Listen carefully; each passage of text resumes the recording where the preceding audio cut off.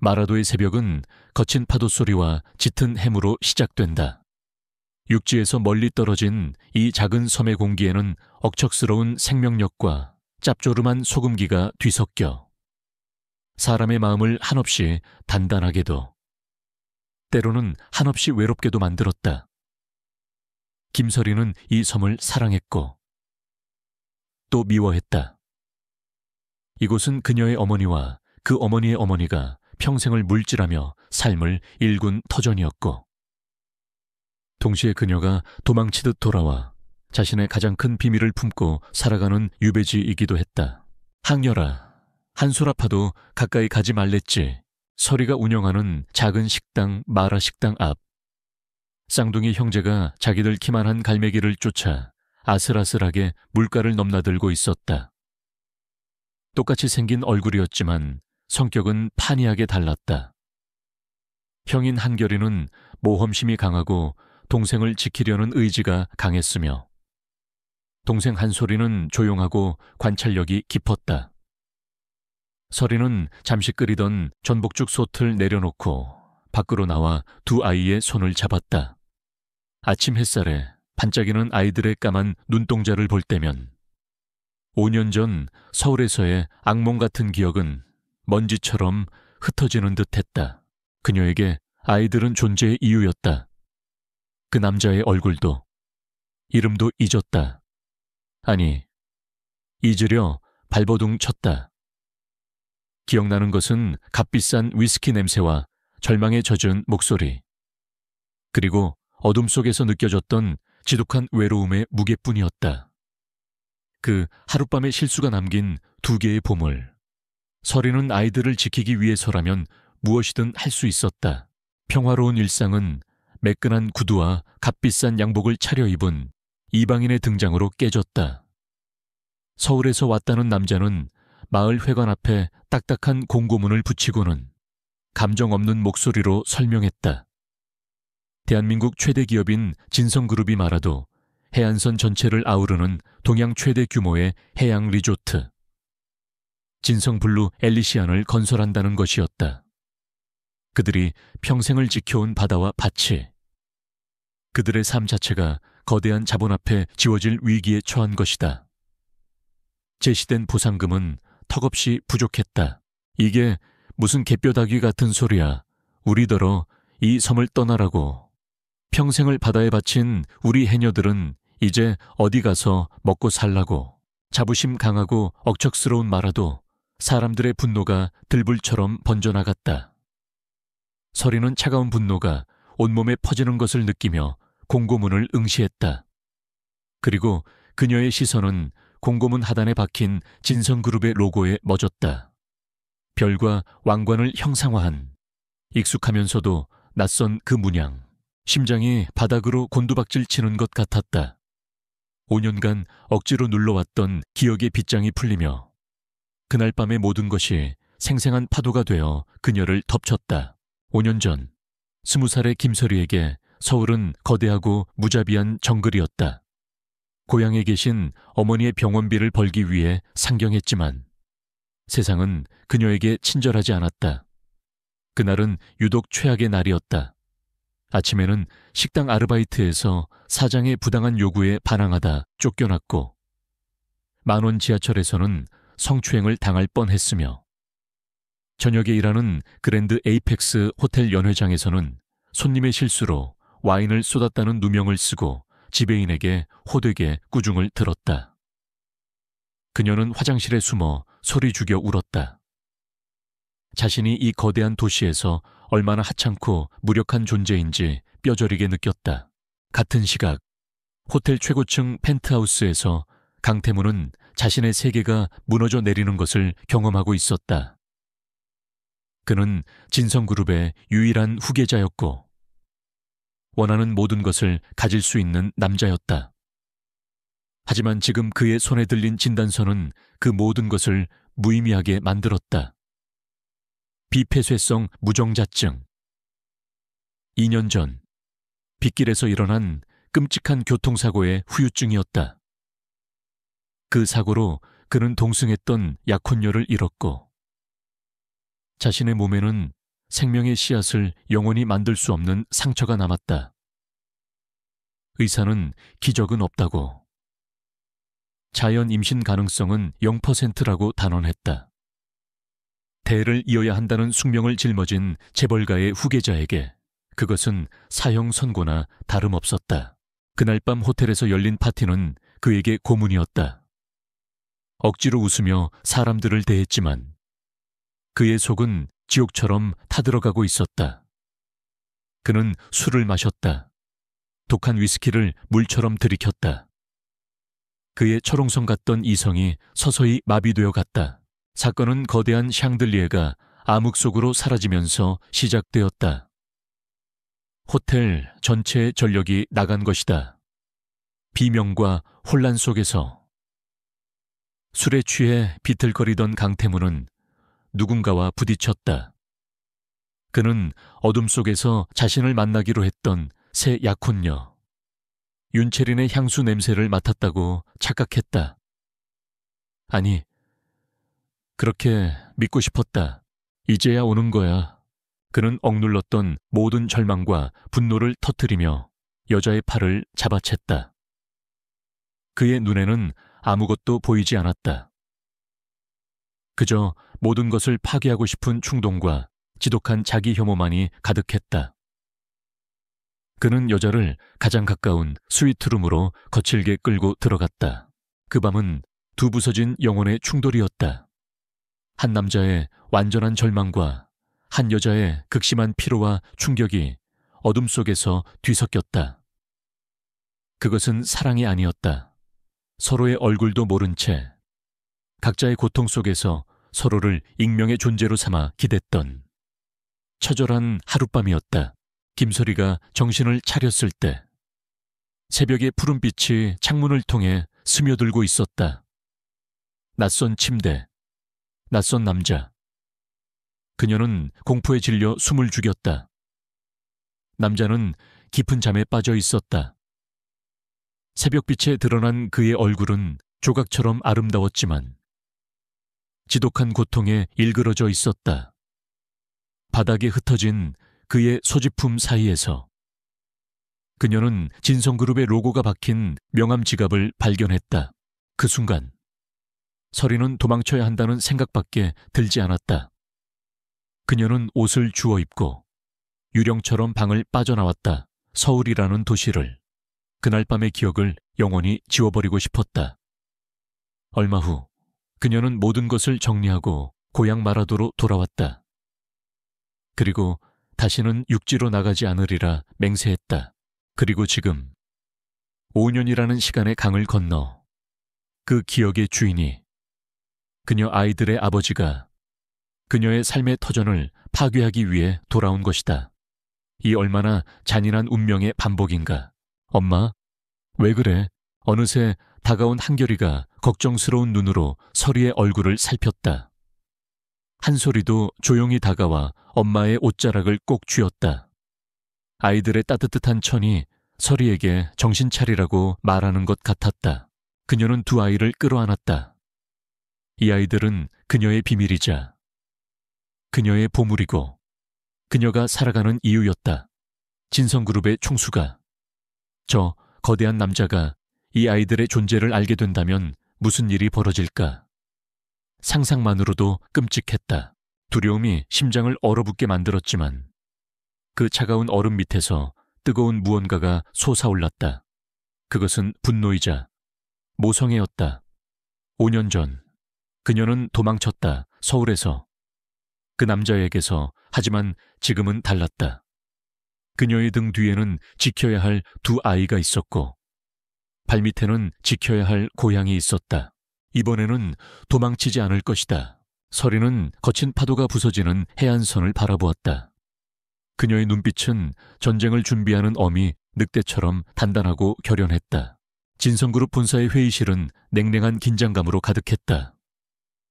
거대한 타원형 테이블 상석에 앉은 강 회장의 불만 섞인 시선이 아들인 강태무에게 향해 있었다. 겨우 어부 몇 놈들 반대 때문에 동양 최대 규모의 프로젝트가 발이 묶였다는 게 말이 된다고 생각하나 강태무의 사촌이자 진성건설의 사장인 강민혁이 기회를 놓치지 않고 끼어들었다. 그는 파워포인트 화면에 마라도의 정형을 띄우고는 자신감 넘치는 목소리로 말했다. 회장님, 제가 보기엔 그저 보상금을 더 받아내려는 속셈입니다. 이런 식의 소모적인 반대는 초반에 강력하게 짓밟아야 버릇이 생기지 않습니다. 제가 직접 가서 처리하게 해 주십시오. 민혁의 말은 태무의 신중한 접근법을 은근히 깎아내리려는 의도가 다분했다. 강 회장은 손자의 야심이 마음에 드는 듯 고개를 끄덕였다. 태무야, 민혁이 말이 맞다. 네가 너무 유약하게 대처하니까 저들이 기어오르는 게야. 네가 직접 가서 그깟 어부놈들의 버르장머리를 단단히 고쳐놓고 와라. 강태무는 이 말을 짚었다. 아버지의 조급증과 사촌의 오만함은 진성그룹의 가장 큰 리스크였다. 그는 말아도 주민들의 저항이 돈 문제뿐만이 아니라는 것을 알고 있었지만 아버지의 명령은 절대적이었다. 그는 마지못해 고개를 끄덕였다. 이 성가신 문제를 최대한 빨리 끝내버리고 싶었다. 다음 날 마라도의 고요한 하늘은 헬리콥터의 굉음으로 찢어졌다. 섬 주민들이 평생 구경도 못 해본 검은색 고급 세단들이 헬기에서 내려지고 뒤이어 완벽한 수트 차림의 강태무와 그의 일행의 모습을 드러냈다. 그것은 방문이 아니라 침공에 가까웠다. 마라도 주민들은 호락호락하지 않았다.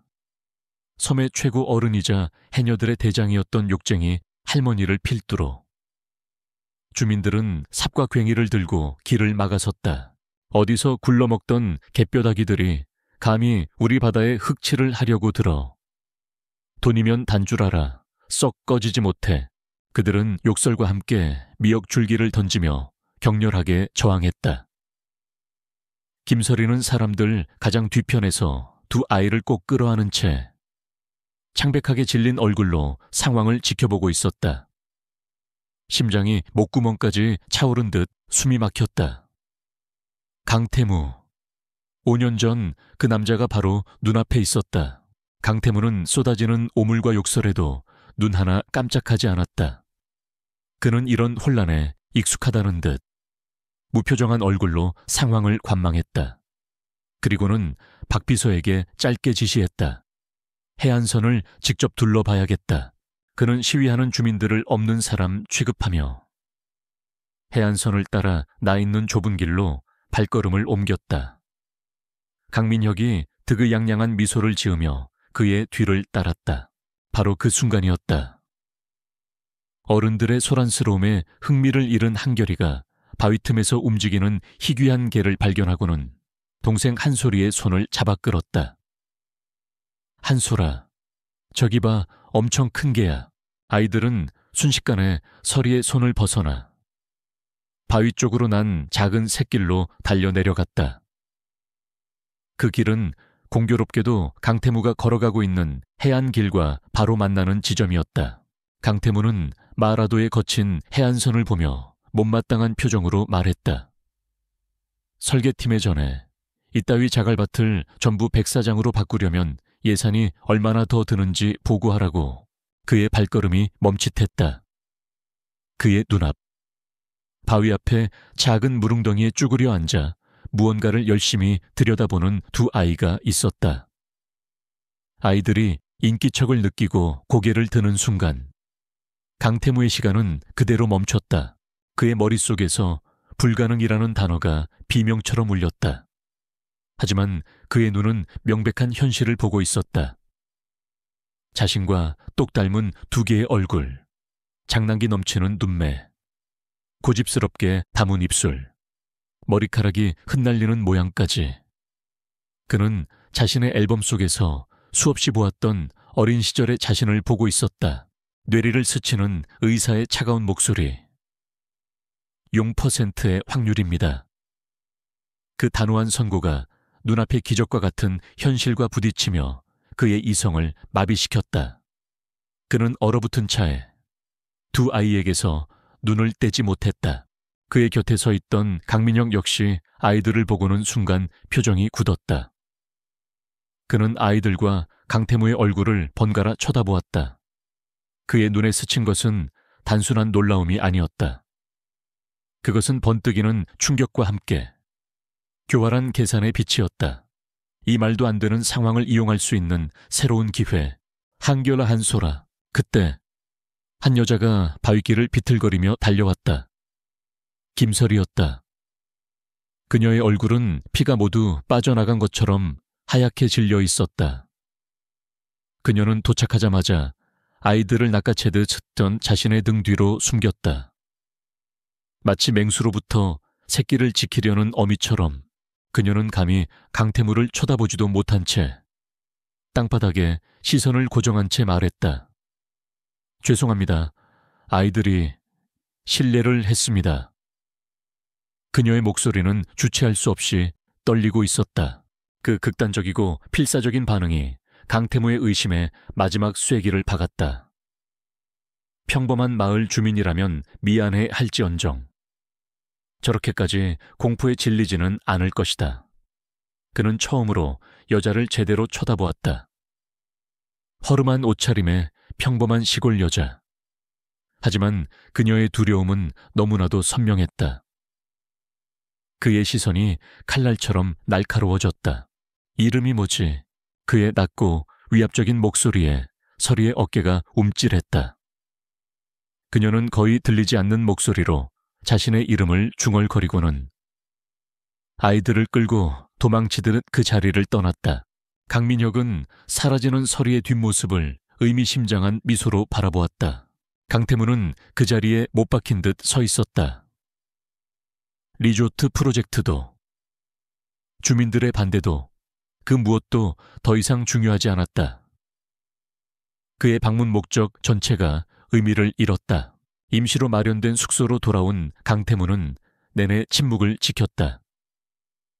강민혁이 눈치 없이 프로젝트에 대해 떠들어댔지만 그는 불을 얼릴 듯한 차가운 시선으로 사촌의 입을 다물게 했다. 그는 박비서를 돌아보았다. 그의 목소리는 분노를 억누르느라 위험할 정도로 낮게 가라앉아 있었다.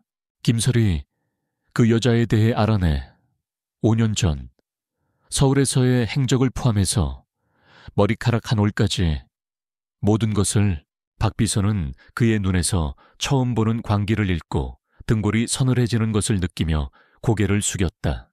강태무는 창밖으로 마라도의 거친 파도를 바라보았다.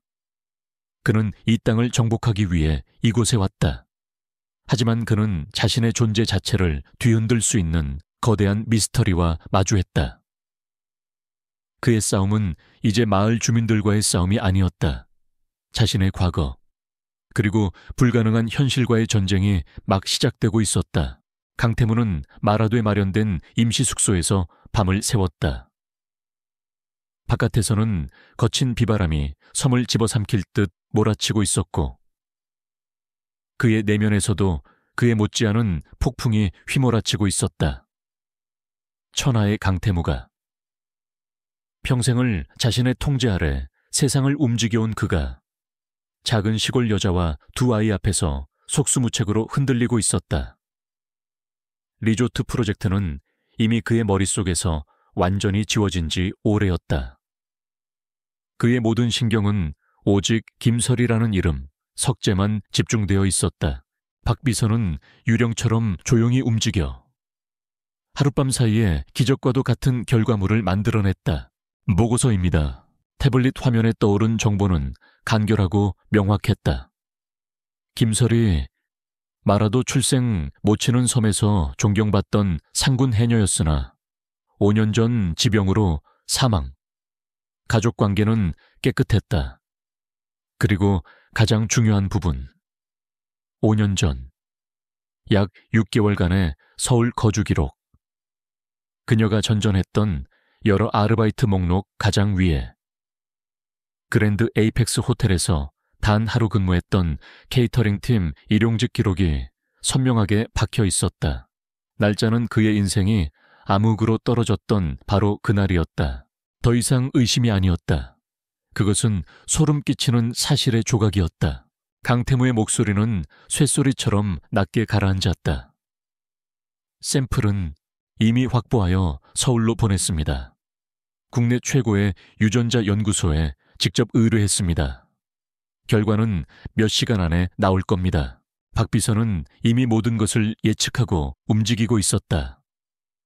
그는 강태무가 아이들을 본 순간부터 이 모든 절차를 준비했다. 어제 오후 아이들이 마을의 작은 구멍가게에서 음료수를 사 마시고 버린 일회용 컵을 그의 팀이 조용히 수거해갔다. 결과를 기다리는 몇 시간은 강태무에게 영원과도 같았다. 그는 5년 전 그 밤의 기억을 필사적으로 더듬었다.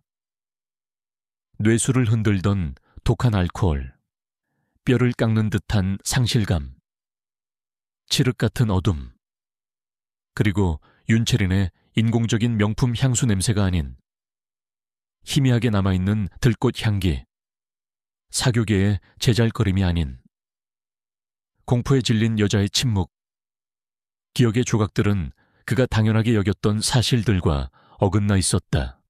그의 가슴에 죄책감이라는 지독하게 낯선 감정이 희미하게 피어올랐다. 같은 시각 서리의 작은 식당 겸 집에서는 잠 못 이루는 밤이 계속되고 있었다.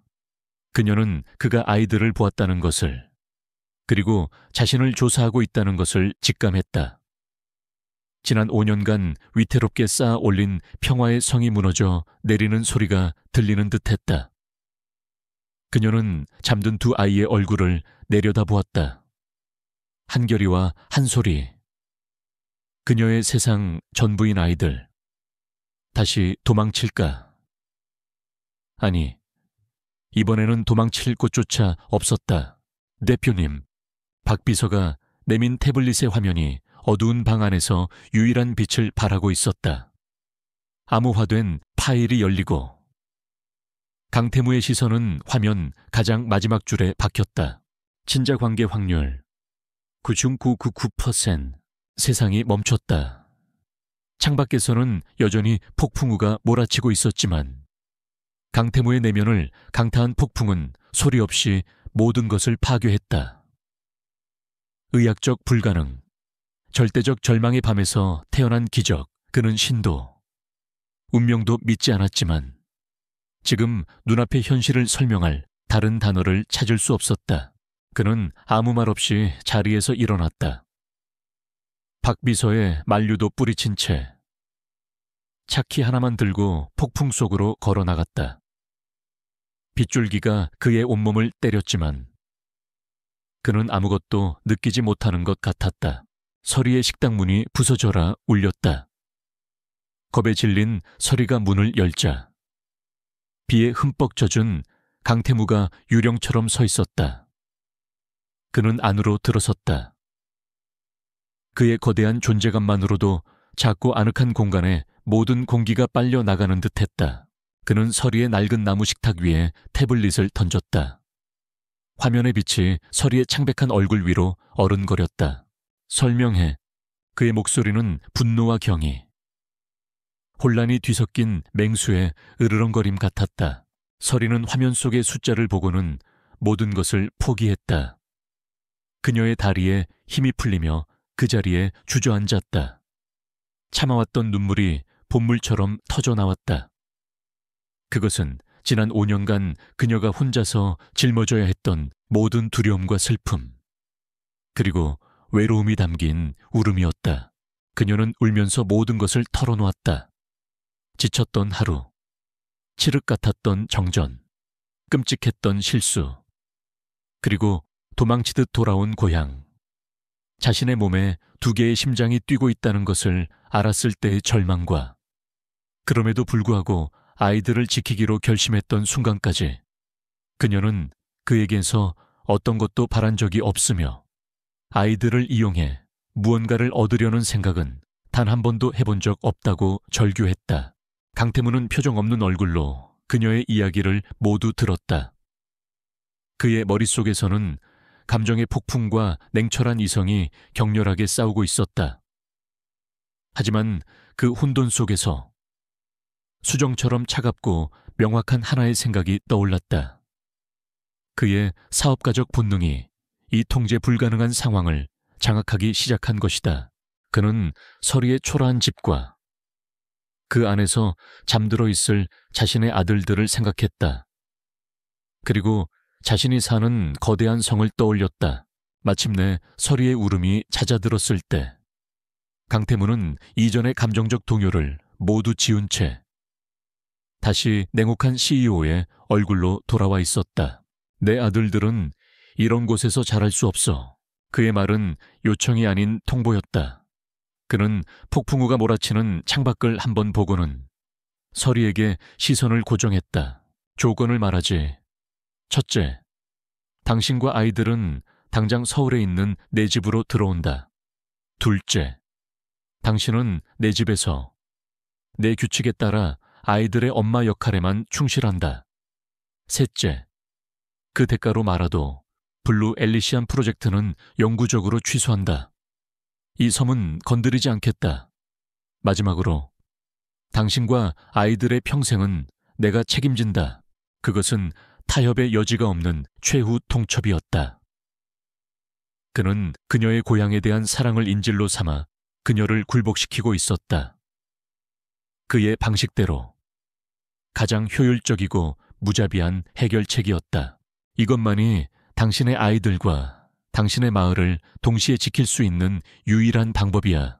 서리는 빗물과 눈물로 범벅이 된 얼굴로 그를 올려다보았다. 고향을 구하기 위해 자유를 포기해야 하는 현실. 아이들에게 아버지를 찾아주기 위해 그녀를 파괴하려 할지도 모르는 세상 속으로 걸어 들어가야 하는 운명. 창밖의 폭풍은 마치 그녀의 앞날을 예고하는 듯 더욱 거세게 울부짖고 있었다. 강태무의 전용 헬리콥터가 서울의 스카이라인을 가로질러 평창동의 거대한 저택 헬기장에 착륙했을 때 김서리는 자신이 기꺼이 발을 들인 황금 세장의 실체를 보았다. 단순한 집이 아니었다. 그것은 차가운 대리석과 방탄유리로 지어진 하나의 요새였고 모든 공간은 인간적인 온기 대신 돈의 무게와 권위로 채워져 있었다. 발소리가 메아리치는 넓은 복도, 박물관처럼 값비싼 미술품들이 드문드문 놓인 거대한 거실. 모든 것이 완벽하게 계산되고 배치되어 있었지만 그 어디에도 가정의 흔적은 없었다. 우와, 엄마 여기 꼭 성 같아. 호기심 많은 한결이가 감탄했지만 그 목소리마저 텅 빈 공간 속에서 낯설게 울렸다. 내성적인 한 소리는 압도적인 공간의 크기에 겁을 먹고 엄마의 다리에 필사적으로 매달렸다. 아이들의 낡은 운동화와 서리에 달아빠진 여행 가방 하나는 그 눈부신 대리석 바닥 위에서 처절할 정도로 이질적인 풍경이었다. 그들을 맞이한 것은 감정 없는 얼굴로 완벽하게 허리를 숙이는 수십 명의 사용인들이었다. 그리고 그 행렬의 가장 앞에서 서슬 퍼런 기품을 뿜어내는 중년의 여인이 서 있었다. 저는 이 집의 모든 것을 관장하는 오 여사입니다. 30년 넘게 회장님 댁의 안살림을 맡아왔지요. 그녀의 자기소개에는 날카로운 자부심과 함께 굴러온 돌에 대한 명백한 경고가 담겨 있었다. 오 여사는 강 회장에게 절대적으로 충성하는 인물이었고 그녀의 눈에는 김서리가 집안의 순수한 혈통에 묻은 용납할 수 없는 오점처럼 보였다. 아가씨와 도련님들의 방은 동쪽 별채에 준비해 두었습니다. 본체와는 거리가 좀 있으니 조용히 지내시기엔 좋을 겁니다. 그것은 배려의 언어로 포장된 명백한 격리 조치였다. 오, 여사의 미묘한 괴롭힘은 그날부터 시작되었다. 아이들이 섬에서 먹던 음식과 전혀 다른 값비싸지만 아이들 입맛에는 맞지 않는 식사가 나왔고 아이들이 조금이라도 소리를 내며 뛰면 귀신같이 나타나 주의를 주었다. 서리는 매 순간 감시당하고 평가받는 듯한 압박감에 숨이 막혔다. 진짜 시련은 강 회장과의 대면에서 찾아왔다. 그의 서재는 사냥에서 박제한 동물들의 머리와 무뚝뚝한 표정의 조상들 초상화로 가득 차 있었다.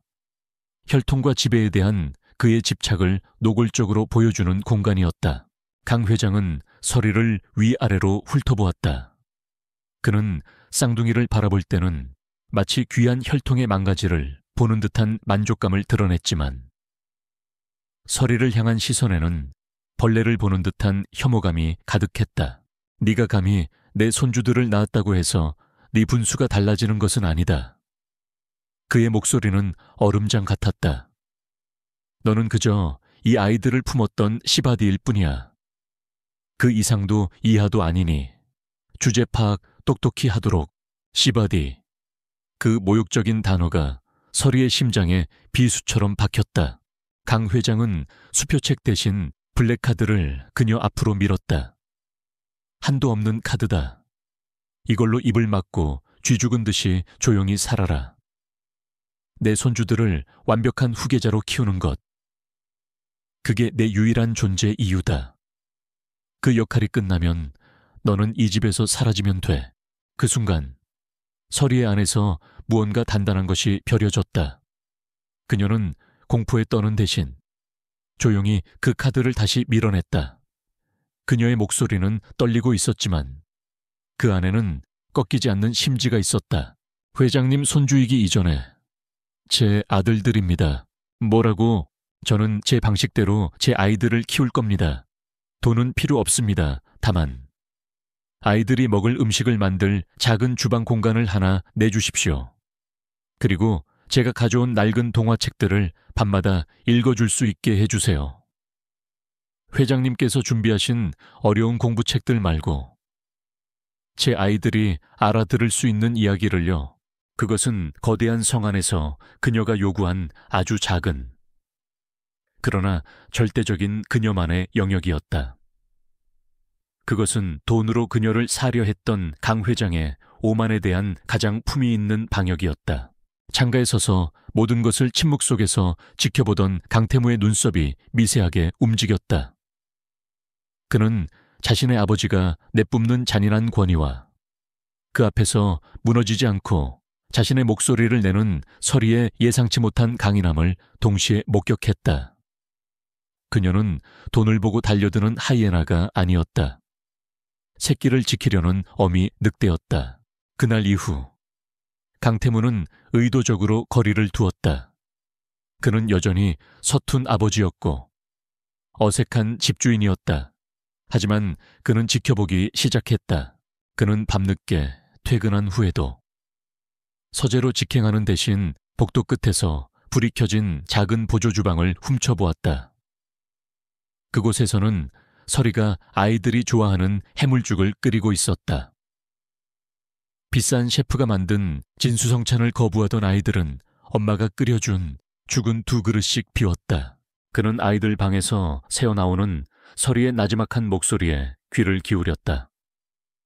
마라도의 용감한 해녀 할머니와 물고기들의 이야기를 담은 달아빠진 동화책을 읽어주는 목소리는 이 저택의 차가운 침묵과 어울리지 않았지만 이상하게도 그의 마음을 잡아끄는 힘이 있었다. 어느 날 밤 낯선 환경에 불안해하던 한 소리가 악몽을 꾸고 울음을 터뜨렸다. 서리가 아이를 안고 달래는 동안 방 밖을 지나가던 강태무가 그 모습을 보게 되었다. 그는 잠시 망설이다가 방 안으로 들어왔다. 그리고는 어색하게 아이 앞에 무릎을 꿇었다. 그는 평생 누군가를 위로해 본 적 없는 사람처럼 그저 아이의 작은 등을 아주 조심스럽게 토닥여 주었다. 서툰 손길이었지만 아이의 울음이 조금씩 잦아들었다. 늦은 밤 아이들이 모두 잠든 후에야 서리는 온전히 혼자가 되었다. 그녀는 거대한 방 한가운데 두 아이의 침대 사이 바닥에 앉았다. 창밖으로는 서울의 화려하지만 무심한 야경이 펼쳐져 있었다. 그녀는 황금 세장 속에서의 첫 며칠을 버텨냈다. 사방이 적이었고 보이지 않는 공격이 매일같이 이어졌지만 그녀는 무너지지 않았다. 그녀는 잠든 아이들의 머리를 쓰다듬으며 나지막이 속삭였다. 괜찮아. 엄마가 다 지켜줄게. 그리고 저택의 다른 쪽 끝, 자신만의 차가운 공간에서 강태무는 책상 위에 놓인 두 장의 사진을 보고 있었다. 하나는 자신의 어린 시절 사진이었고 다른 하나는 박 비서가 몰래 찍어온 쌍둥이의 사진이었다. 부인할 수 없는 닮은 골. 그는 사진을 보며 처음으로 충격이나 책임감과는 다른 감정을 느꼈다. 그것은 아마도 호기심이었을 것이다. 혹은 그의 얼어붙었던 심장이 녹기 시작하는 아주 미세한 첫 번째 균열음이었을지도 모른다. 김설이가 강씨 저택에 들어온 지 한 달. 그녀의 존재는 강씨 집안에 보이지 않는 권력 구도에 미세한 균열을 일으키고 있었다. 특히 강태무의 사촌. 강민혁은 그 균열의 중심에서 가장 큰 위협을 느끼고 있었다. 그는 오랫동안 후계자가 없는 강태무의 다음 자리를 노려왔다. 그러나 갑자기 나타난 쌍둥이는 그의 모든 계획을 물거품으로 만들 수 있는 가장 큰 변수였다. 민혁은 아이들 자체보다 그 아이들의 어미인 김설이가 더 큰 문제라고 판단했다. 출신도 근본도 없는 여자가 낳은 아이들. 그 존재의 불안정성이야말로 자신이 파고들 수 있는 유일한 약점이었다. 그리고 그 약점을 공략하기 위해 그에게는 가장 완벽한 파트너가 필요했다. 강남의 한 고급 일식집. 루만에서 강민혁은 윤채린과 마주 앉았다. 윤상무.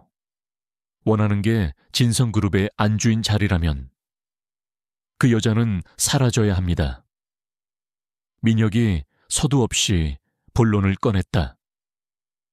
태무 형님은 보기보다 정에 약한 구석이 있어서 저런 여자에게 발목 잡히기 쉽상이죠. 제가 돕겠습니다. 윤채린의 눈이 교활하게 빛났다. 그녀는 강민혁의 속내를 꿰뚫어 보고 있었다. 내가 원하는 것을 얻으면 강 사장님은 뭘 얻으시는데요? 불확실성의 제거죠. 민혁은 태연하게 말했다. 근본 없는 어미 밑에서 자란 후계자는 그룹 전체를 흔들 수 있는 리스크입니다. 저는 그저 진성의 안정을 바랄 뿐입니다. 두 사람의 이해관계는 완벽하게 일치했다. 그들은 김설이를 몰아내기 위한 보이지 않는 동맹을 맺었다. 윤채리는 사교계와 집안 내부에서 설이의 감정을 공격하고 강민혁은 기업과 가족 정치의 영역에서 그녀를 고립시키기로 했다. 김설이를 향한 두 개의 날카로운 칼날이 동시에 겨눠지기 시작했다. 그들의 첫 번째 합동작전 무대는 강씨 집안의 친척들이 모두 모이는 가족 만찬 자리였다. 공식적으로 쌍둥이를 집안에 소개하는 중요한 날이었다. 그날 아침 오 여사는 설이에게 보란 듯이 얌전하지만 어딘가 촌스럽고 유행이 지난 원피스를 건넸다. 설이가 이런 중요한 자리에서 초라해 보이길 바라는 그녀의 심술이었다. 하지만 설이는 불평 없이 옷을 받아 들고는 자신의 방식대로 머리를 단정히 빗고 옅은 화장을 했다. 그녀의 조용한 자신감은 오히려 오 여사의 심기를 더욱 불편하게 만들었다. 만찬이 시작되고 윤채리는 마치 이 집의 안주인이라도 되는 양 화려한 드레스 차림으로 늦게 등장했다. 그녀는 강 회장과 친척들에게 살갑게 인사를 건네고 아이들에게는 자기 과시적인 비싼 장난감을 선물했으며 설이는 처음부터 끝까지 투명인간 취급했다. 사건은 디저트가 나올 무렵에 터졌다. 윤채린이 선물한 원격 조종 자동차를 가지고 놀던 한결이가 잠시 한눈을 판 사이 누군가 테이블 밑에서 그 자동차를 조종했다. 자동차는 쏜살같이 달려나가 붉은 와인이 가득 담긴 쟁반을 들고 가던 웨이터의 발 사이로 끼어들었다. 웨이터가 비틀거리며 넘어졌고 쟁반에 있던 수십 개의 와인잔이 공중으로 날아올라 요란한 소리를 내며 깨졌다. 그리고 그중 절반 이상의 붉은 와인이 하필이면 설이가 입고 있던 옅은 색 원피스 위로 쏟아졌다. 순식간에 벌어진 일이었다. 윤채리는 비명을 지르며 서리에게 달려갔다. 어머, 서리 씨, 괜찮아요. 아이들 단속을 잘 하셨어야죠. 이렇게 중요한 자리인데 아이가 한 실수니 어쩌겠어요. 그녀의 말은 걱정을 가장했지만 모든 책임을 서리의 부주의한 모성의 탓으로 돌리는 교묘한 비난이었다. 친척들은 혀를 차며 수군거리기 시작했다. 역시 애들 엄마가 근본이 없으니 저런 여자가 어떻게 진성의 후계자들을 키운담. 모두의 시선이 서리에게 쏠렸다. 그녀가 울며 당황하거나 혹은 아이를 혼낼 것이라고 모두가 예상했다. 하지만 서리는 그들의 예상을 완전히 빗나갔다. 그녀는 윤채린의 위선을 철저히 무시했다. 그녀의 첫 번째 행동은 겁에 질려 어쩔 줄 모르는 젊은 웨이터에게 다가가 무릎을 꿇는 것이었다. 그녀는 깨진 유리 조각을 함께 주우며 그를 안심시켰다. 괜찮아요. 다친 데는 없어요. 일부러 그런 거 아니잖아요. 그리고 그녀는 자리에서 일어나 자신을 비난의 눈초리로 쳐다보는 모든 친척들을 향해 하지만 명백히 윤채린을 향해 말했다. 그녀의 목소리는 놀랍도록 맑고 단단했다. 그릇은 깨지면 소리를 내지만 사람의 마음은 소리 없이 깨집니다. 제 옷은 더러워졌지만 괜찮습니다. 빨면 그만이니까요.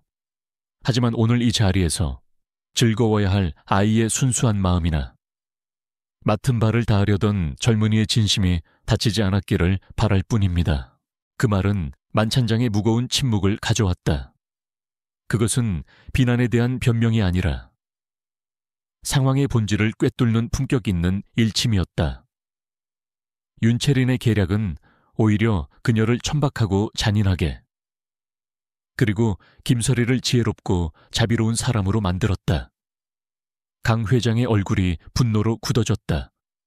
그 분노는 서리가 아닌 품이 없는 소동을 일으킨 윤채린을 향한 것이었다. 그때 조용히 모든 것을 지켜보던 강태무가 자리에서 일어났다. 그는 자신의 짙은 색 재킷을 벗어 와인으로 얼룩진 서리의 어깨 위에 걸쳐주었다. 그 행동은 100마디의 말보다 더 강력한 지지의 표현이었다. 그날 밤 모든 소동이 끝난 후 서리는 자신의 방에서 얼룩진 옷을 힘겹게 닦아내고 있었다. 그때 방문을 두드리는 소리가 들렸다. 문 밖에는 오 여사가 서 있었다. 그녀의 표정은 여전히 무뚝뚝했지만 이전과 같은 노골적인 저기는 사라져 있었다. 상처에 좋다는 약입니다. 아까 유리 파편에 손을 긁히신 것 같아서요. 그녀의 시선은 서리가 미처 인지하지도 못했던 손의 작은 상처에 닿아 있었다. 오 여사는 약과 함께 따뜻한 우유가 담긴 쟁반을 내밀었다. 도련님들이 놀라서 잠을 설칠까 봐요. 오 여사는 그 말만 남기고 돌아섰다. 서리는 그녀의 뒷모습과 손에 들린 약과 우유를 번갈아 보았다. 이 차가운 성에 들어온 이후 처음으로 받아보는 계산되지 않은 순수한 친절이었다. 그것은 아주 작은 몸짓이었지만 완전한 고립 속에서 그녀에게는 거대한 위안이었다. 아직 동맹이라고 할 수는 없었다. 하지만 얼어붙었던 성벽에 아주 작은 이해의 씨앗이 심어진 순간이었다. 서리는 자신도 몰랐던 손의 상처에 연고를 바르며 희미한 희망을 보았다. 그녀는 더 이상 이 사자굴에서 완전히 혼자는 아니었다. 가족 만찬에서의 완벽한 패배는 윤채린과 강민혁의 자존심뿐만 아니라 그들의 계획 전체를 뒤흔들었다. 김서리는 그들이 생각했던 것처럼 만만한 상대가 아니었다. 그녀는 정면 공격에는 지혜로 맞섰고 간접적인 모욕에는 품위로 대응했다. 그녀를 무너뜨리기 위해서는 더 교활하고 더 본질적인 공격이 필요했다. 강민혁은 아버지인 강 회장이 가장 집착하는 것이 완벽한 후계자라는 사실을 이용하기로 했다. 그는 강 회장의 불안감을 자극했다. 아버지, 그 여자 밑에서 자란 아이들이 과연 진성의 후계자로서 자격이 있을까요? 혈통은 속일 수 없어도 환경은 무시할 수 없는 법입니다. 태무 형님은 아이들에게 너무 무관심하고요. 강 회장의 마음속에 의심의 씨앗이 심어졌다. 그는 평생을 완벽주의자로 살아왔고 자신의 손주들이 한치의 흠결도 없이 자라길 바랐다. 그는 강태무에게 쌍둥이들을 위한 최고의 교육 프로그램을 지시했고 태무는 마지못해 대한민국 최고의 아동 심리 전문가와 교육 컨설턴트들을 저택으로 불러들였다. 이것이 바로 윤채린과 강민혁이 기다리던 기회였다. 그들은 수많은 전문가들 중에서 야심은 크지만 윤리의식은 희박한 젊은 아동 심리학자 닥터 최를 자신들의 말로 포섭했다. 거액의 돈과 미래의 진숭의료재단 이사직이라는 달콤한 제안 앞에서 닥터 최는 기꺼이 자신의 영혼을 팔았다. 닥터 최는 쌍둥이들을 상대로 정기적인 상담과 관찰을 시작했다. 그의 보고서는 처음에는 매우 전문적이고 객관적인 것처럼 보였다. 하지만 시간이 흐를수록 그의 보고서에는 교묘하게 조작된 우려가 스며들기 시작했다. 그의 주된 타겟은 상대적으로 내성적이고 예민한 한솔이었다. 그는 한솔이가 낯선 환경에 적응하며 보이는 자연스러운 불안감을 정서적 불안정의 징후로 포장했다. 아이가 엄마와 떨어지는 것을 두려워하면 분리불안 장애의 초기 증상으로, 혼자 그림 그리기를 좋아하면 사회성 결핍의 위험 신호로 기록했다. 그리고 모든 문제의 원인을 교묘하게 김설이에게로 돌렸다. 그는 어머니와의 불안정한 애착 관계가 아동의 정서 발달에 미치는 부정적 영향이라는 전문 용어를 사용하며 설이의 과잉보호 혹은 무관심이 아이를 망치고 있다고 암시했다. 그가 강 회장에게 제출하는 보고서에는 다음과 같은 문장들이 포함되었다. 어머니의 낮은 사회경제적 배경에서 기인한 잠재적 불안감이 아동에게 투사되고 있을 가능성. 체계적이고 귀족적인 교육 환경에 대한 어머니의 무의식적인 반감이 아동의 적응을 방해하고 있음. 강 회장은 전문가의 의견에 완전히 설득당했다.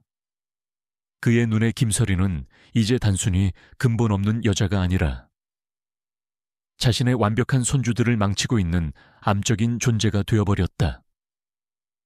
그는 태무에게 설이를 아이들의 교육에서 완전히 배제시키라고 명령했다. 그 여자는 아이들에게 동화책이나 읽어줄 자격밖에 없다. 나머지 모든 교육은 전문가들에게 맡겨라. 아이들의 미래를 망칠 셈이냐. 강태무는 전문가의 보고서와 아버지의 분노 앞에서 혼란스러웠다. 그는 여전히 서툰 아버지였고 아동 심리에 대해서는 문외한이었다. 닥터 최의 보고서는 너무나 그럴듯해 보였다. 하지만 그가 매일 밤 집에서 보는 설이의 모습은 보고서의 내용과 너무나도 달랐다. 그는 아이들을 무릎에 앉히고 웃으며 책을 읽어주고 아이들이 좋아하는 음식을 만들기 위해 밤늦게까지 주방에 서 있는 설이를 보았다. 그녀는 결코 아이들을 불안하게 만드는 엄마가 아니었다. 그는 처음으로 아버지의 명령에 정면으로 맞섰다. 설이 씨는 아이들의 엄마입니다. 그 누구도 그 역할을 대신할 수 없습니다. 이 반항은 강 회장의 분노에 기름을 부었고 동시에 설이에 대한 강태무의 신뢰와 보호 본능을 스스로에게 확인시켜주는 계기가 되었다. 그는 박 비서에게 닥터 최의 뒷조사를 비밀리에 지시했다. 한편 오 여사는 저택에 보이지 않는 권력자였다. 그녀는 모든 것을 보고 듣고 있었다. 그녀는 닥터 최가 아이들을 상담하는 방식이 어딘가 부자연스럽다는 것을 느꼈다. 그는 아이들과 교감하기보다는 자신이 원하는 답을 유도하는 질문을 던지는 것처럼 보였다. 그리고 상담이 끝난 후 윤채린이나 강민혁과 너무나 자주 우연히 마주쳐 대화를 나누는 모습도 여러 번 목격했다. 30년간 강씨 집안에 온갖 암투를 지켜봐 온 그녀의 직감이 위험 신호를 보내고 있었다. 그녀는 서리에게 조심스럽게 경고했다. 새로 온 저 의사 선생, 너무 믿지 마십시오. 사람의 마음을 가지고 장난치는 자들이 가장 무서운 법입니다. 오 여사의 경고와 강태무의 미묘한 지지 속에서 서리는 자신이 거대한 음모의 한가운데에 있다는 것을 깨달았다. 그들은 이제 그녀의 존재 자체를 부정하는 것을 넘어 그녀의 가장 신성한 영역인 모성애를 공격하고 있었다. 그들이 노리는 것은 그녀를 이 집에서 쫓아내는 것뿐만이 아니었다. 아이들과 그녀를 감정적으로 그리고 법적으로 완전히 분리시키려는 것이었다. 어느 날 밤 서리는 잠든 아이들의 곁에 앉아 닥터 최가 남기고 간 부모 교육 지침서를 읽고 있었다. 그 안에는 그녀가 아이들에게 해주던 모든 것들 함께 잠들기, 손으로 만든 음식 먹이기, 낡은 동화책 읽어주기, 이 아이의 독립성을 저해하는 잘못된 양육 방식으로 규정되어 있었다. 그녀가 아이들에게 주었던 사랑의 모든 증거가 이제 그녀를 공격하는 무기가 되어 돌아온 것이다. 서리의 눈에서 눈물이 흘러내렸다. 이 차가운 성 안에서 그녀는 자신의 모든 것을 빼앗기고 있었다. 하지만 그녀는 아이들의 얼굴을 보며 다시 한번 마음을 다잡았다. 이 싸움은 물러설 수 없는 전쟁이었다. 그녀는 더 이상 순진한 피해자로만 남아있지 않을 것이다. 그녀는 자신의 아이들을 그리고 자신의 모성을 지키기 위해 싸워야만 했다. 보이지 않는 적들의 공격이 거세질수록 그녀의 내면에서는 아무도 예상치 못했던 강인함이 싹트고 있었다. 강태무가 닥터 최의 뒷조사를 지시하고 김서리의 편에 서기로 결심한 이후 저택의 차가운 공기는 팽팽한 전쟁의 기운마저 감돌았다. 강태무는 더 이상 방관자가 아니었다. 그는 아들의 심리상담 시간에 보란듯이 참석했고 날카로운 질문으로 닥터 최를 압박했다. 그의 의심에 찬 눈빛 앞에서 닥터 최는 식은땀을 흘리며 준비해온 거짓말들을 위태롭게 늘어놓았다. 강태무의 노골적인 반항은 강 회장의 분노를 폭발시켰다. 네가 정녕 저 천한 계집에게 홀려 이 애비의 말까지 거역하겠다는 거냐. 아버지는 진실을 보시는 게 아니라 보고 싶은 것만 보고 계십니다. 서리 씨는 훌륭한 엄마입니다. 부자 사이의 갈등이 극에 달한 어느 날 강 회장은 자신의 권위를 증명하고 이 모든 상황을 끝내기 위한 마지막 카드를 꺼내 들었다. 그는 김서리를 자신의 서재로 불렀다. 강민혁이 그의 옆에서 만족스러운 미소를 감추고 서 있었다. 내년이 이 집안에 분란을 일으키고 있는 동안 네 고향 문제도 시끄러워지고 있다는 건 아나 모르겠군. 강 회장은 서류한 뭉치를 그녀의 앞에 던졌다.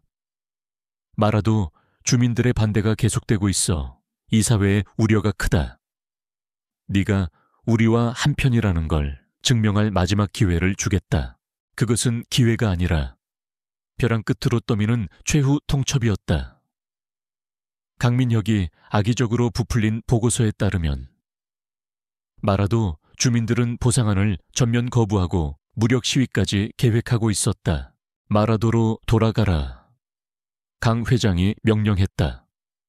그리고 이 새로운 협상안에 주민들의 도장을 받아와 기존의 보상안보다 조건이 훨씬 안 좋을 게다. 진성그룹에 대한 너의 가치와 충성심을 증명해 보여라. 만약 성공한다면 너를 내 손주들의 어미로 인정해 주겠다. 하지만 실패한다면 그의 눈이 번뜩였다. 닥터 최의 보고서를 공식적인 증거로 삼아 너의 양육권을 박탈하는 소송을 시작할 게다. 아이들에게 해가 되는 어미 따위는 필요 없으니 그것은 완벽한 함정이자 그녀의 모성 자체를 인질로 잡은 잔인한 협박이었다. 서리는 온몸의 피가 차갑게 식는 것을 느꼈다. 하지만 그녀는 이 함정 속에서 유일한 탈출구를 보았다. 저택의 숨막히는 심리전에서 벗어나 그녀가 가장 잘 싸울 수 있는 그녀의 땅으로 돌아갈 기회. 그녀는 고개를 들고 강 회장을 똑바로 쳐다보았다. 알겠습니다. 하지만 조건이 있습니다. 제가 성공한다면 닥터 최를 당장 해고하고 다시는 제 어머니로서의 자격을 의심하지 마십시오. 강 회장은 그녀가 당연히 실패할 것이라 확신하며 비웃음과 함께 고개를 끄덕였다. 그날 밤 서리의 방으로 강태무가 찾아왔다. 그는 아버지의 비열함에 분노하고 있었다. 두 사람 사이에는 처음으로 무거운 동지애가 흘렀다. 그들은 더 이상 계약관계의 갑과 을이 아니었다. 공동의 적을 앞에 둔 파트너였다. 이건 당신 혼자만의 싸움이 아니야. 강태무가 말했다. 그의 목소리는 단단했다. 당신이 마라돼가 있는 동안 나는 닥터 최와 강민혁의 뒤를 캘 거다. 모든 진실을 밝혀내겠어. 그는 그녀에게 마라도 프로젝트와 관련된 모든 내부 자료가 담긴 태블릿과 박 비서와 직통으로 연결되는 비상 연락처를 건넸다. 며칠 후 서리는 홀로 마라돼 도착했다. 그녀를 맞이한 것은 싸늘한 의심의 눈초리였다. 강민혁 측에서 흘린 악의적인 소문 김서리가 서울 생활에 취해 고향을 배신했다는 이 마을 전체에 퍼져 있었다. 이장 할머니조차 그녀에게 등을 돌렸다. 마을 회관에서 서리는 강 회장이 내민 굴욕적인 새 협상안을 펼쳐 보였다. 주민들의 얼굴에 분노와 실망감이 어렸다. 이걸 우리더러 받아들이라고 온 게냐. 이 배신자 같은 년. 고성이 터져 나왔다. 서리는 말없이 그 모든 비난을 받아냈다. 그리고 모두가 잠잠해졌을 때 그녀는 그 협상한 서류를 보란 듯이 반으로 찢어버렸다. 이것은 진성그룹이 우리에게 강요하는 것입니다. 그녀의 목소리가 회관을 울렸다. 하지만 이제부터는 우리가 그들에게 우리의 조건을 제시할 겁니다. 그녀는 강태무가 넘겨준 태블릿을 꺼내 밤새워 준비한 새로운 제안서를 화면에 띄웠다. 그것은 상생이라는 이름에 누구도 상상하지 못했던 혁신적인 계획이었다. 해안선을 보존하고 해녀들의 물질 문화를 유네스코 문화유산과 연계한 고급 생태 관광 상품으로 개발하며 주민들이 그 주체가 되어 리조트와 이익을 공유하는 모델. 그것은 구걸이 아니었다. 진성그룹이 거절하기에는 너무나도 매력적인 사업 제안이었다. 그녀는 더 이상 순박한 시골 처녀가 아니었다. 그녀는 자신의 고향과 사람들의 미래를 위해 싸우는 치밀한 전략가이자 열정적인 지도자였다. 그녀의 진심과 논리적인 계획 앞에서 주민들의 얼어붙었던 마음이 서서히 녹아내렸다. 그녀의 가장 큰 비판자였던 이장 할머니가 가장 먼저 그녀의 손을 잡았다. 네가 우리 마라도의 진짜 딸이다. 마을은 하나가 되었다.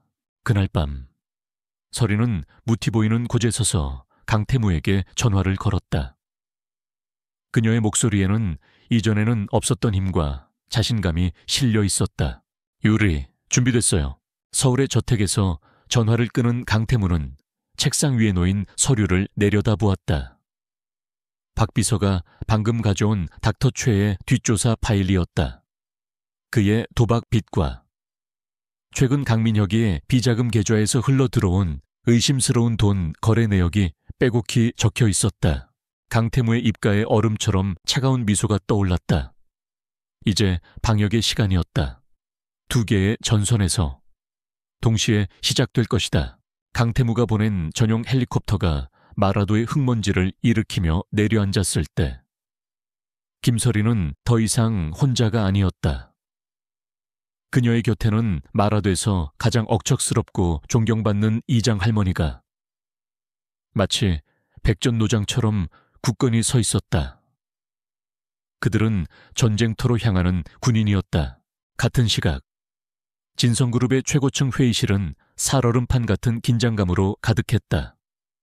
강 회장은 김서리의 마지막 발악을 짓밟고 아들 강태무의 어리석음을 만천해 꾸짖기 위해 긴급 이사회를 소집했다. 강민혁은 승자의 여유로운 미소를 짓고 있었고 윤채리는 특별히 초대받아 강 회장의 옆자리를 차지하고 앉았다. 그들의 완벽한 시나리오의 마지막 장을 장식하기 위해서였다.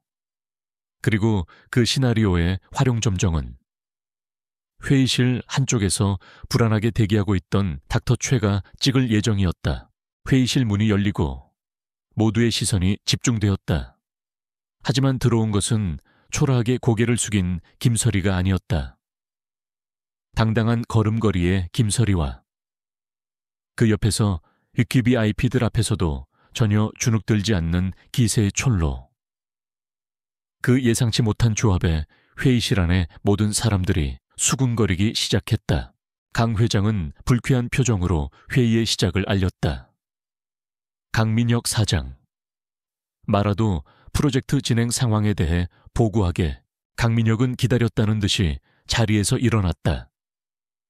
그는 말아도 주민들을 탐욕스럽고 비이성적인 집단으로 매도하며 협상의 여지가 없음을 강조했다. 그리고 모든 문제의 원인이 김서리의 미숙한 개입 때문이었다고 은근히 흘렸다. 그는 토지 강제 수용을 포함한 법적 절차를 밟는 것이 유일한 해결책이라고 결론 내렸다. 이사들이 그의 단호한 보고에 고개를 끄덕일 때였다. 잠깐 얼음처럼 차가운 강태무의 목소리가 회의실의 공기를 갈랐다. 고려해야 할 제안이 하나 더 있습니다. 그는 서리에게 고갯짓했다. 서리는 앞으로 나섰다. 그녀의 심장은 미친 듯이 뛰었지만 그녀의 눈빛은 그 어느 때보다도 단단했다. 그녀는 단순히 계획을 발표하지 않았다. 그녀는 이야기를 들려주었다.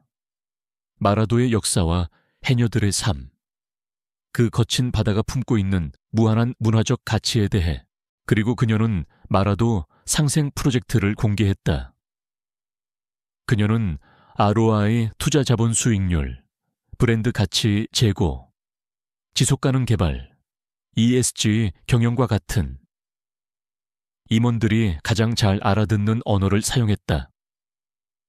그녀의 계획이 도덕적으로 옳을 뿐만 아니라 장기적으로 진성그룹에 훨씬 더 큰 이익과 명예를 가져다 줄 것임을 데이터로 증명했다. 뒤이어 이장 할머니가 짧지만 강렬한 한마디를 덧붙였다. 우리는 돈을 구걸하는 것이 아니오. 우리 바다의 주인이자 당신들의 동업자가 되려는 것이오. 효과는 엄청났다. 날카로운 비즈니스맨인 이사들의 눈이 빛나기 시작했다. 강민혁의 제안은 순식간에 시대에 뒤떨어진 폭력적이고 근시안적인 계획으로 전락했다. 강 회장의 얼굴이 분노로 일그러졌다. 완벽하게 허를 찔린 것이다. 그는 상황을 뒤집고 서리를 깎아내리기 위해 다급하게 주제를 바꿨다. 사업 얘기는 그만두지. 진짜 문제는 저런 인성을 가진 여자가 과연 진성의 후계자들 곁에 있을 자격이 있느냐는 것이다. 그는 닥터 최를 앞으로 불러냈다. 최 박사, 전문가로서의 소견을 말해보게. 내 손주들의 심리 상태에 대해 닥터 최는 강태무의 시선을 애써 피하며 땀을 뻘뻘 흘렸다. 그는 준비해온 대로 한 소리의 정서불안과 그것이 모두 서리의 부정적인 영향 때문이라는 거짓 보고를 늘어놓기 시작했다. 그것은 서리의 모성을 완전히 파괴하기 위한 마지막 결정타였다. 닥터 최의 발표가 끝나자마자 강태무가 입을 열었다. 그의 목소리에는 서늘한 비웃음이 섞여 있었다. 훌륭한 분석이군요. 박사님, 환자에 대한 당신의 헌신은 정말 감동적입니다. 너무 감동적이어서 꽤 큰 돈을 벌게 해준 모양입니다. 강태무가 박 비서에게 신호를 보냈다. 회의실 전면에 거대한 스크린 화면이 바뀌었다. 화면에 나타난 것은 닥터 최의 개인 계좌 거래 내역이었다. 강민혁이 소유한 유령 회사에서 흘러들어온 거액의 자금 흐름. 뒤이어 나타난 것은 닥터 최와 윤채린이 보고서의 문구를 어떻게 조작할지 논의하는 내용이 담긴 문자 메시지였다. 회의실은 아수라장이 되었다. 닥터 최는 비명을 지르며 의자에 주저앉았고 강민혁은 벌떡 일어나 고함을 치며 부인했다. 윤채린은 덫에 걸린 짐승처럼 창백하게 굳어 있었다. 강태무가 천천히 자리에서 일어섰다. 그의 존재만으로 회의실의 모든 소음이 멎었다. 그의 시선이 강민혁, 윤채린, 그리고 자신의 아버지를 차례로 훑었다. 이것은 처음부터 아이들의 행복을 위한 것이 아니었습니다. 그의 목소리는 분노로 울리고 있었다. 오직 탐욕과 야망, 그리고 잔인함뿐이었지요. 그는 마지막으로 자신의 아버지를 보았다. 이것이 바로 아버님께서 끝까지 보려고 하지 않으셨던 진실입니다. 그의 선언과 함께 모든 거짓의 성이 무너져 내렸다. 김설이의 이름에 씌워졌던 모든 누명이 벗겨지고 그녀의 프로젝트는 눈부신 성공을 거두었다. 그녀의 적들은 이제 막다른 골목에 몰린 사냥감일 뿐이었다. 회의실에, 그리고 강씨 집안의 권력 구도는 그 순간 영원히, 그리고 완벽하게 뒤바뀌었다. 폭풍이 휩쓸고 간 진성그룹의 회의실은 적막했다. 강태무의 마지막 선언은 모든 것을 끝내는 판결과도 같았다. 보안팀이 들어와 넋이 나간 닥터 최를 연행했다. 그는 아무런 저항도 하지 못했다. 강민혁은 모든 것을 잃은 사람의 텅 빈 눈으로 강태무를 노려보다가 결국 경호원들의 손에 이끌려 회의실 밖으로 끌려나갔다. 진성그룹에서의 그의 경력은, 그리고 그의 야망은 그날부로 끝장이 났다. 마지막까지 발악한 것은 윤채린이었다. 회장님, 이럴 순 없어요. 우리 지방과의 약속은요. 그녀가 평생 믿어왔던 유일한 무기. 그녀의 집안 배경을 내세우며 강 회장에게 매달렸다. 하지만 강 회장은 차갑게 등을 돌렸다. 더 이상 그녀는 진성그룹의 며느리감이 아니었다. 그저 자신의 어리석음을 증명하는 살아있는 증거일 뿐이었다. 윤채린은 모욕감과 절망감에 일그러진 얼굴로 결국 스스로 걸어나갔다. 그녀의 약혼과 그녀 집안의 사업, 그녀의 인생 전체가 산산조각 나는 순간이었다. 악인들이 모두 사라진 회의실에는 무거운 침묵만이 남았다. 강 회장, 강태무, 그리고 김설이와 이장 할머니, 승자들만이 남았지만 그 누구의 얼굴에도 기쁨은 없었다. 평생 단 한 번도 자신의 실수를 인정한 적 없는 오만한 노인. 강 회장은 눈에 띄게 흔들리고 있었다. 자신의 굳건했던 세상이 자신의 아들과 자신이 벌레처럼 무시했던 한 여자에 의해 완전히 무너져 내렸다. 그는 아들의 차갑고 용서 없는 눈빛을 보았다. 그리고 조용한 위엄으로 모든 것을 견뎌낸 설이를 보았다. 그는 마침내 자신이 놓치고 있었던 그녀의 진정한 가치를 깨달았다. 그는 천천히 설이와 이장 할머니 앞으로 걸어갔다. 그리고 깊이, 아주 깊이 허리를 숙였다. 내가 사람을 잘못 봤어. 이 늙은이의 편견이 모두를 위험하게 만들었구려. 진심으로. 미안하오. 딱딱하고 어색한 사과였지만 그 자리에 있는 모두는 그 한마디에 담긴 청은망은의 무게를 알 수 있었다. 그는 이 사회의 모든 임원들이 보는 앞에서 설이가 제안한 마라도 상생 프로젝트를 그룹의 공식 사업으로 승인한다고 선포했다. 저택으로 돌아오는 차 안은 조용했다.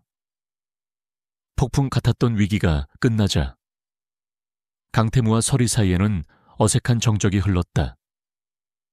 더 이상 공동의 적도, 긴급한 상황도 없었다.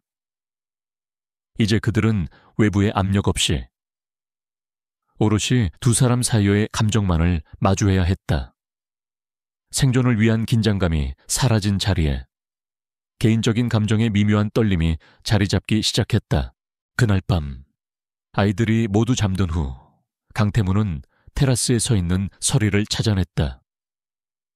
폭풍이 씻고 간 서울의 밤하늘은 놀랍도록 맑았다. 그는 먼저 사업적인 보고를 하듯 상황의 결과를 알려주었다. 강민혁은 모든 직위에서 해제되고 해외 지사로 좌천되었으며 윤채린의 태영그룹은 파트너십 취소로 막대한 손실을 입게 될 것이라고. 닥터 최는 사기 및 아동 학대 혐의로 경찰 조사를 받게 될 것이라고. 모든 외부의 위협은 이제 사라졌다. 그리고 그는 서리를 돌아보았다. 그의 눈빛이 흔들리고 있었다. 오늘부로 우리의 계약은 끝났어. 그의 말에 서리의 심장이 쿵 하고 내려앉았다.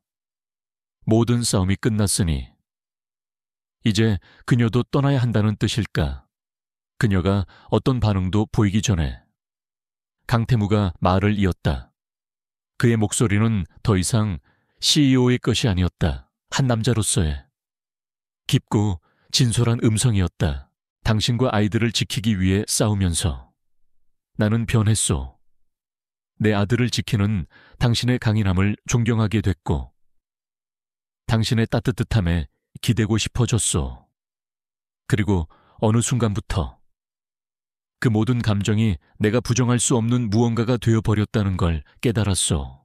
그는 그녀에게 한 걸음 다가섰다. 계약은 당신을 내 곁에 두기 위한 핑계였을 뿐이오. 나는 당신 없이는 살 수 없다는 걸. 이번 일을 겪으며 절실히 깨달았소. 그는 그녀의 앞에서 조용히 무릎을 꿇었다. 그것은 거래가 아니었다. 그의 모든 것을 내건 서툴지만 진실된 고백이었다. 김설이 더 이상 내 아이들의 법적인 엄마가 아니라 내 인생의 유일한 아내가 되어주시오. 그는 그녀의 손을 조심스럽게 잡았다. 당신을 사랑하오. 서리의 눈에서 눈물이 흘러내렸다. 지난 모든 시간 동안 그녀가 겪었던 서름과 고통, 그리고 외로움이 그 한마디에 눈 녹듯 사라지는 것 같았다. 그녀가 감히 꿈꿔본 적도 없는 사랑과 인정이었다. 그녀는 눈물 속에서 웃으며 고개를 끄덕였다. 고요한 달빛 아래 두 사람은 계약이나 위기가 아닌 진정한 사랑으로 비로소 하나가 되었다. 차갑기만 하던 황금 세장은 이제 막 따뜻한 보금자리로 변하기 시작하고 있었다. 김설이의 무릎을 꿇었던 강태무의 청혼은 계약으로 시작된 두 사람의 관계에 완전한 종지부를 찍고 사랑이라는 이름의 새로운 서막을 여는 순간이었다. 그들의 결혼식은 세간의 이목이 집중된 화려한 행사가 아니었다. 대신 두 사람의 세상이 하나로 합쳐지는 의미 있는 장소, 마라도에서 열렸다. 결혼식 날, 마라도의 하늘은 눈이 시리도록 푸르렀다. 섬 전체가 잔칫날처럼 들썩였다. 서리는 화려한 보석 대신 섬의 들꽃으로 장식한 단순하지만 우아한 드레스를 입었다. 그녀의 얼굴은 세상 가장 행복한 신부의 빛으로 환하게 빛났다. 강태무는 더 이상 차가운 CEO가 아니었다. 사랑하는 여자를 바라보는 한없이 다정한 눈빛을 가진 한 남자일 뿐이었다. 한결이와 한소리가 아빠와 엄마의 손을 잡고 함께 입장했을 때 섬 사람들은 아낌없는 박수와 환호를 보냈다. 주례는 이장 할머니가 맡았다. 그녀는 두 사람에게 부부가 된다는 것은 서로의 상처를 보듬고 서로의 세상을 존중하는 것이라는 삶의 지혜가 담긴 따뜻한 축사를 건넸다. 그리고 가장 놀라운 순간은 강 회장의 축사였다. 그는 모든 하객들 앞에서 다시 한번 자신의 편견에 대해 사과하고 서리를 내 딸이라고 부르며 진심으로 환영했다. 그 모습을 지켜보던 오 여사가 조용히 손수건으로 눈물을 닦는 모습이 사람들의 눈에 띄었다. 두 사람이 입을 맞추었을 때 그것은 단순한 의식이 아니었다. 절망의 밤에서 시작된 기적 같은 인연이 수많은 시련을 이겨내고 마침내 완전한 사랑으로 결실을 맺는 감동적인 순간이었다. 1년 후 강씨 집안의 저택은 이전의 모습을 찾아볼 수 없을 만큼 변해 있었다. 발소리가 차갑게 울려 퍼지던 대리석 복되는 아이들의 웃음소리가 가득했고 값비싼 미술품이 걸려있던 벽에는 쌍둥이의 서툰 그림과 가족 사진들이 자리를 차지했다. 서리는 거대한 정원 한쪽에 작은 텃밭을 만들어 아이들과 함께 토마토와 상추를 키웠다. 저택은 비로소 사람이 사는 따뜻한 가정이 되었다. 김서리는 더 이상 세상과 단절된 채 저택에 머무는 존재가 아니었다. 그녀는 진성문화재단의 부이사장으로서 자신의 이름을 건 말아도 상생 프로젝트를 성공적으로 이끌고 있었다. 프로젝트는 대한민국을 넘어 지속 가능한 발전을 추구하는 전 세계적인 모델로 주목받았다. 그녀는 서울과 마라도를 오가며 두 세계를 잇는 다리가 되었고 자신만의 능력으로 세상에 선한 영향력을 미치는 존경받는 인물이 되었다. 가장 큰 변화는 강태무에게서 찾아왔다. 그는 더 이상 일에 미친 워커홀릭이 아니었다. 그는 무슨 일이 있어도 저녁 식사 전에는 퇴근했고 주말에는 아이들과 함께 뒹굴며 놀아주는 평범한 아버지가 되었다. 그가 아이들을 위해 기꺼이 바닥에서 말을 타주는 모습을 보며 저택의 사용인들은 매번 놀라움을 금치 못했다. 그는 아내를 총애했다. 하지만 그것은 단순히 비싼 선물이나 물질적인 호사가 아니었다. 그는 그녀의 의견을 가장 먼저 물었고 그녀의 결정을 전적으로 지지했으며 그녀가 자신의 꿈을 펼칠 수 있도록 최고의 파트너가 되어주었다. 그의 총애는 존중과 신뢰, 그리고 변치 않는 지지였다. 한결이와 한솔이는 사랑 안에서 밝고 건강하게 자랐다. 아이들은 엄마의 따뜻함과 아빠의 든든함, 그리고 이전에는 상상도 못했던 할아버지의 다정한 보살핌 속에서 세상을 배워가고 있었다. 강 회장은 이제 손주들에게 체스를 가르쳐주고 진성그룹의 창업 이야기를 들려주는 것을 가장 큰 낙으로 삼는 평범한 할아버지가 되어 있었다. 어느 조용한 저녁, 아이들이 모두 잠든 후 서리와 태무는 테라스에 앉아 있었다. 서리는 마라도에 새로 지어질 커뮤니티 센터의 설계도를 검토하고 있었고 태무는 그런 그녀의 모습을 사랑스럽게 바라보고 있었다. 후회한 적 있어. 태무가 나지막이 물었다. 5년 전 그 밤 서리는 설계돼서 눈을 떼고 그를 보며 미소 지었다. 내 인생 최고의 행운 섞인 실수였어요. 그녀의 대답에 태무는 부드럽게 웃었다. 그는 그녀의 어깨를 감싸 안으며 장난스럽게 속삭였다. 내가 충분히 당신을 총애하고 있는 것 같소. 서리가 웃음을 터뜨렸다. 당신은 돈으로 살 수 없는 모든 것을 내게 주고 있어요. 그녀의 말에 그는 더없이 부드러운 입맞춤으로 화답했다. 그의 사랑과 존경은 말 한마디, 눈빛 하나에 가득 담겨 있었다.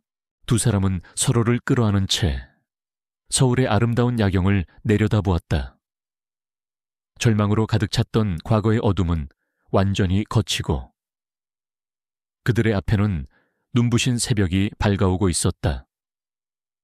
계약으로 묶였던 인연은 이제 그 무엇도 끊을 수 없는 깊은 사랑이 되어 그들의 삶을 영원히 비출 것이었다. 한 시골 처녀가 불임의 CEO에게 쌍둥이를 낳아주고 그의 가장 사랑받는 아내가 된 기적은 그렇게 세상 가장 행복한 현실이 되어 완성되었다.